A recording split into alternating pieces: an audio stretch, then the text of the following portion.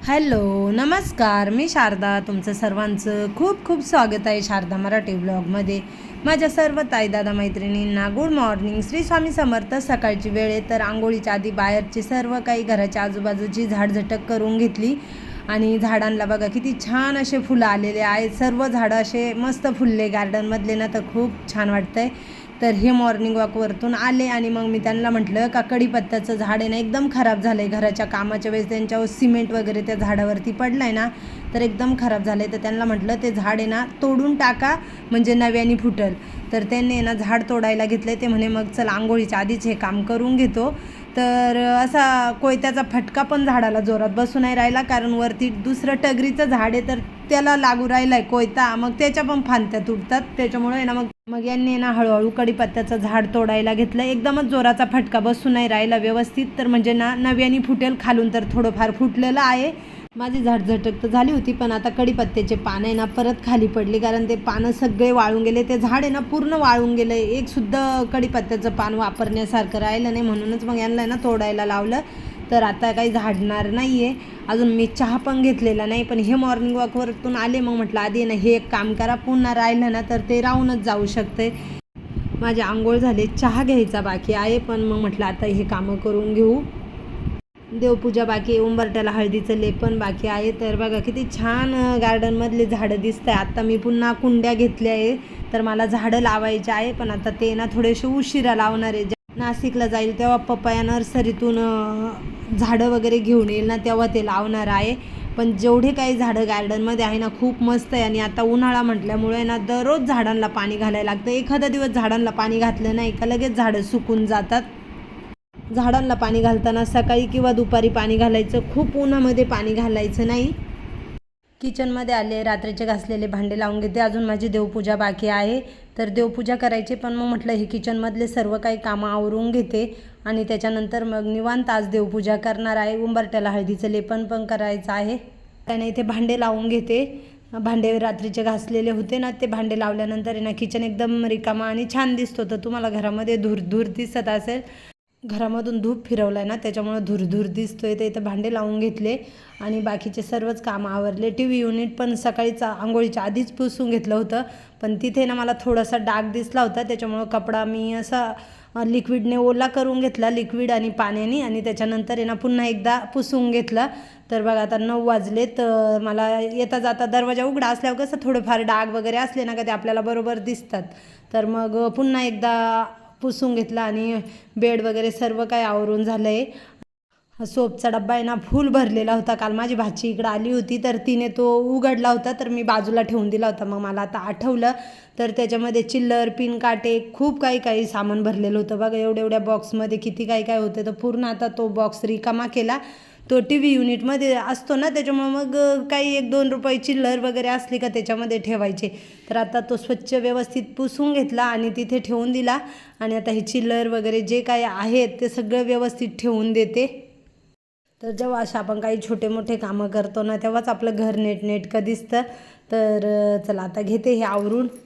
झाडझटक तर सकाळीच झालेली आहे घरातली. पण आता उन्हाळी पदार्थ बनवायला सुरुवात करायची, पण म्हटलं गुढीपाडवा होऊ देते आणि त्याच्यानंतरच हे सर्व काही बनवायला सुरुवात करते. उन्हाळी पदार्थांचे पण आपल्या चॅनलवर व्हिडिओ येणार आहे, तर व्हिडिओ नक्की बघत जा. आणि माझे व्हिडिओ तुम्हाला कसे वाटतात तर कमेंटमध्ये पण सांगत जा, कारण माझ्या खूप ताई दादा मैत्रिणींच्या छान छान कमेंट असतात. तर अक्षरशः कमेंट वाचून येणं खूप आनंद होतो. मस्त कमेंट असतात. तर असाच मला सपोर्ट करा, आणि तुमच्या सपोर्टची तर मला खूप गरज आहे. तर चला आता हे सर्व काही आवरून ठेवते. सूर्यदेवाला पाणी आणि तुळशीची पूजा ही सकाळीच झाली होती, त्याच्यामुळेच मी धूप लगेच लावून घेतला होता. मला ना धूप जरा आवडतो, तर कधीमध्ये मी लावते घरामध्ये पण धूप. आणि तुळशीला वगैरे पण धूप दाखवायला लागतं, उंबरट्याला धूप दाखवायला लागतं.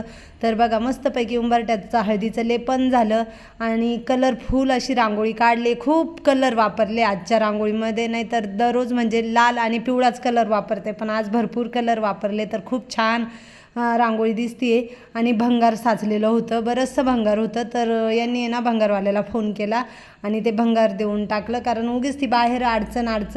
आणि त्याच्यानंतर आता यांनी ना इस्त्री करायला घेतले त्यांच्या आणि आधीच्या ड्रेसची. ह्या ओपन स्पेसमध्ये इतकी छान हवा सुटते ना, का खूप भारी वाटतं, एकदम मस्त. इथं बसलं ना तर कधी कधी अक्षरशः डुकली येते, एवढंच छान वाटते. तर इथे कंगवे धुतलेत बघा मस्त असे. आधी आहे ना निरमाच्या पाण्यात कंगवे भिजत ठेवले होते, सकाळीच बादलीमध्ये निरमाचं पाणी करून आणि कंगवे भिजत ठेवले होते. त्याच्यानंतर कपडे धुवायचा जो ब्रश आहे ना त्याच्याने स्वच्छ घासून घेतले.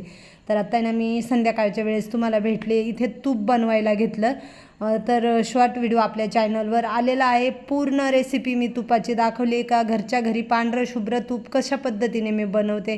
खूप सोपी पद्धत आहे. तर नक्कीच तुम्ही बनवून बघा आणि मला कमेंटमध्ये सांगा. विकत्रीचं तूप आणायची गरज पण पडणार नाही. तर पूर्ण स्टेप बाय स्टेप मी तुम्हाला तुपाची रेसिपी आपल्या चॅनलवरती दाखवलेली आहे. तर नक्कीच तो व्हिडिओ बघा. कालच टाकलेला आहे तो व्हिडिओ आपल्या चॅनलवरती. मलाई 2-4 पाण्याने धुतली होती म्हणजे तुपाचा वास आला नाही पाहिजे म्हणून. तर आता हे पाणी ओतून नाही द्यायचं, तर हे पाणी झाडांना टाकायचं. खूप मस्त झाडं होतात. जेव्हा कधी मी तूप बनवते आणि मलाई धुतलेलं पाणी असतं ना ते झाडांनाच घालते. आणि जोपर्यंत सफेद पाणी निघत नाही ना तोपर्यंत मलाई स्वच्छ धुवतच राहायची, म्हणजे खूप छान तूप होतं. वास पण तुपाचा येणार नाही. तर बघा खूप मस्त असं कमी गॅसवरती तूप होऊन द्यायचं आहे. फुल गॅस करायची नाही, नाहीतर तूप लगेच जळून जाईल आणि काळं दिसेल.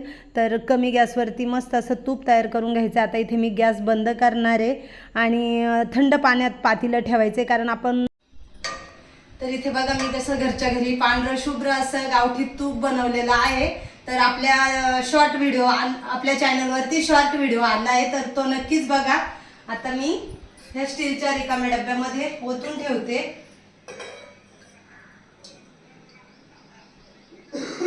कमीत कमी अर्धा लिटरपेक्षा जास्त आहे. अर्धा लिटरपेक्षा पण जास्त झालेलं आहे. हे बघा एवढं झालं बघा. बघा किती छान. अर्धा लिटरपेक्षा जास्त आहे.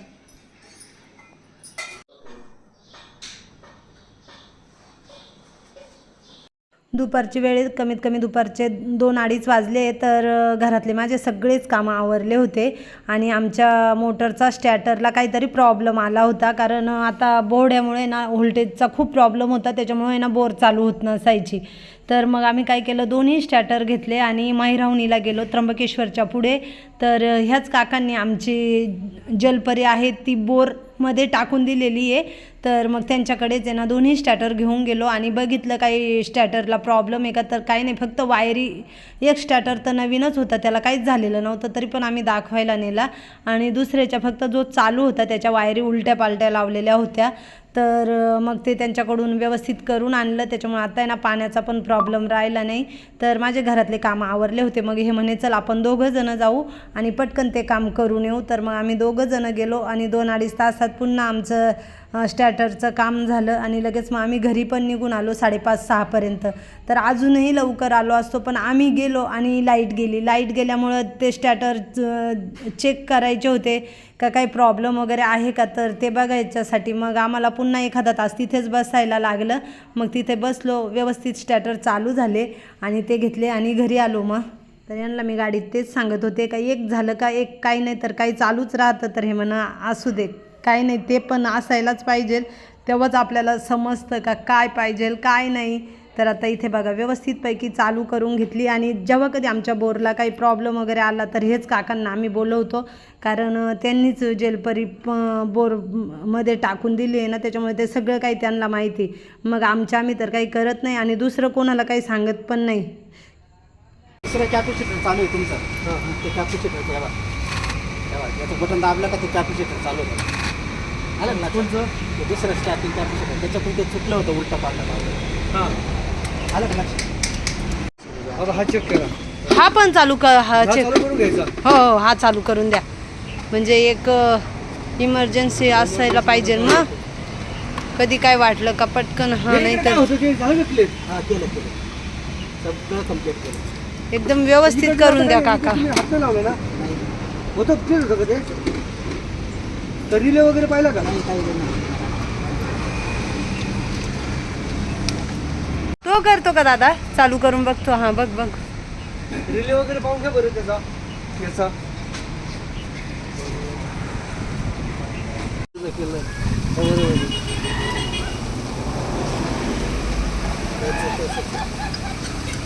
लिहिले खाली. तर चला मी व्हिडिओचा एंड करते. कसा वाटला आजचा व्हिडिओ कमेंटमध्ये नक्कीच सांगा. व्हिडिओ आवडला तर लाईक शेअर चॅनलला सबस्क्राईब करा. लवकरच नवीन व्हिडिओ घेऊन येईल. तोपर्यंत सर्वांना बाय बाय. श्री स्वामी समर्थ.